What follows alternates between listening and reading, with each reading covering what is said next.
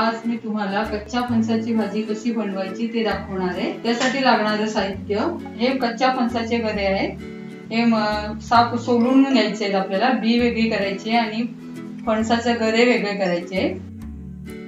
हे आपण सोलून घ्यायचे जसे साप, अशा प्रकारे मी पूर्ण गरे आणि बी वेगळे केल्या। बीचं सुद्धा हे तवरचं हे कवर आहे ते काढून टाकायचं कडकवालं, सोलून आपल्याला बी घ्यायचे। अशा प्रकारे मी सर्व फणस पूर्ण अख्खा सोलून घेतलाय आणि त्याच्यात ह्या बिया एवढ्या घालणार आहे। जास्त बिया घालायच्या नाहीयेत आपल्याला। बियांचे कवर काढून मी बारीक करून घेतलेत। फणसाचे गरे मी साफ करून बारीक करून घेतले, 2 तुकडे करून घेतले त्याचे। फोडणीसाठी लागणारे साहित्य तेल, राई, जिरं, हळद, 7-8 लसणीच्या पाकळ्या घेतले, लसूण, 5-6 हिरव्या मिरच्या, त्या भाजीच्या अंदाजाने तुम्ही घ्यायचे आहेत मिरच्या, कढीपत्ता, 1 मीडियम साईजचा कांदा बारीक चिरून घेतलाय आणि खोबरं। एवढं साहित्य आपल्याला फक्त लागणार आहे। आपण कृतीकडे वळूया। सर्वप्रथम मी गॅस चालू करते। मी आता इथे मातीचं भांडं घेतलंय, त्यामध्ये मी ही भाजी बनवणार आहे। आता आपली हे एक फणस आहे, त्यासाठी मला आपल्याला थोडं तेल जास्त लागणार आहे। हा एवढा मोठा 6 चमचे तेल मी घेतले। तेल थोडं तापल्यानंतर आपण त्याच्यामध्ये राई घालणार आहोत,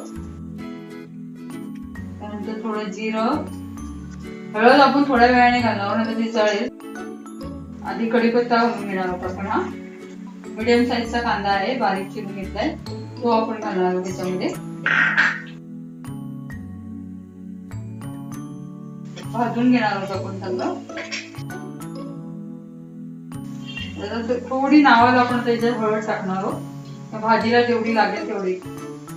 अर्धा चमचा मी हळद घेतली इथे। कांदा थोडा जरा लालसर झाल्यानंतर आपण मिरच्या आणि लसूण घालणार आहोत। लसूण आणि मिरची तुमची भाजी केवढी आहे त्याच्यावर अवलंबून आहे। फोडणी चांगली भाजली गेल्यानंतर आपण आता याच्यामध्ये हे जे आपण फणसाचे गरे साफ करून घेतले तुकडे करून ते घालणार आहोत आपण। ते गरे घालून झाल्यानंतर आपण या बिया सुद्धा घालणार आहोत। बिया जास्त घालायच्या नाहीयेत, नुसतं बियाच लागतात ते, कारण नंतर शिजल्यानंतर भाजी जरा आळते। चांगलं ढवळून घ्यायचे सर्व घालून झाल्यावर।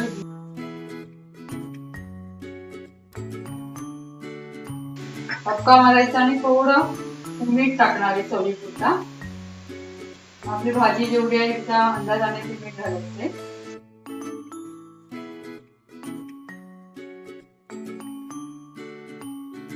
आपण ते झाकून ठेवून हे शिजवून घेणार आहोत आणि वरून थोडं पाणी टाकणार आहोत, ठेवणार झाकणावर त्या, जेणेकरून उभेवरती शिजेल। आणि मीडियम गॅसवर ही भाजी आपल्याला उभेवर शिजवायची आहे।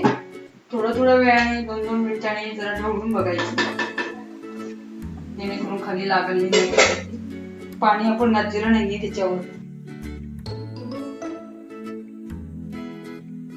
5 मिनिटं झालीत, आपण आता ढवळून बघूया। खाली जरा पाणी सुटलंय। फणसाच्या बिया शिजल्या की भाजी तयार होईल लगेच आपली। फणसाच्या बिया या भाजीमध्ये थोड्या कमीच घालायच्या, जास्त जर झाल्या तर ती नुसती फणसाच्या बियांचीच भाजी अशी वाटेल, गऱ्यांची भाजी वाटायला पाहिजे। गरे जास्त हवे तरी बिया कमी हव्या। थोडी शिजायलाच लागते भाजी, कच्ची अर्धी ठेवून चालत नाही, शिजली का चव छान लागते। ही भाजी अशी सुद्धा खायला खूप छान लागते। किंवा मग आपण आमच्या गावी उकडे तांदळाची पेस्ट करतात, त्या पेजे बरोबर ही भाजी खूप सुंदर लागते। किंवा अशी जेवणावर सुद्धा खाऊ शकतो। या भाजी सोबत काही हवं, भाकरी चपाती असं काही नाही, तुम्ही अशी डिश मध्ये घेऊन असं खाल्ली तरी खूप छान लागते ती भाजी।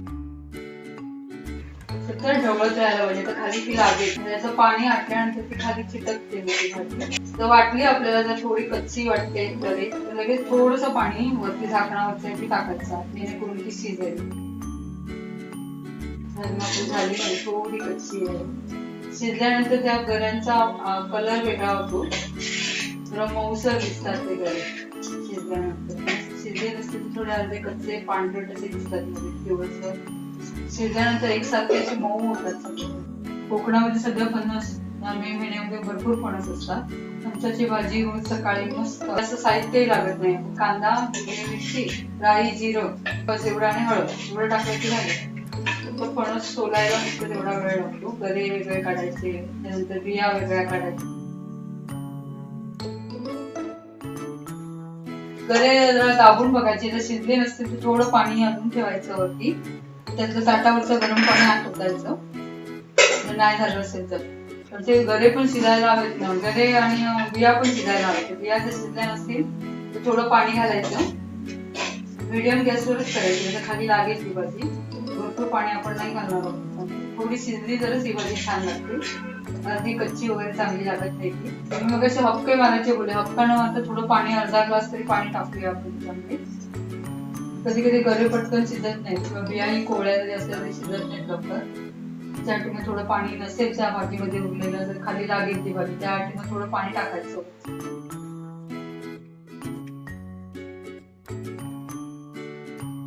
वरून पाण्याचा हपका मारायचा आणि शिवाय जर लागलं पाणी तर थोडस वरती आपण आणखी बघून शिजलं नाही, नसेल शिजली तर परत पाणी टाकायचं मग ताटामधलं, जेवढं लागेल तेवढं. काही वेळेला फणस अर्धा खूपच कोवळा असतो, कधी थोडा कठीण असतो, शिजायला थोडा कमी जास्त वेळ लागतो आणि मग पाणी पण तेवढं कमी जास्त होतं मध्ये. त्यासाठी कमी जास्त घालून सुद्धा नाही शिजलं वाटलं तर मग थोडं पाणी ऍड करायचं. भाजी होत आली आता, तर आपण याच्यामध्ये आता खोबरं टाकणार आहोत. ही आपली भाजी चांगली शिजली आहे, बिया फणसाच्या शिजल्या की ही भाजी तयार. आता हे खोबरं टाकलंय मी आणि ते चांगलं ढवळून घ्यायचंय. सर्व पाणी आटलं, पूर्ण पाणी आटवून टाकायचंय, नाही तर ती भाजी चवीला चांगली नाही लागत मध्ये. तर पूर्ण पाणी आटलं गेलं, आता जरा पण पाणी नाहीये मध्ये.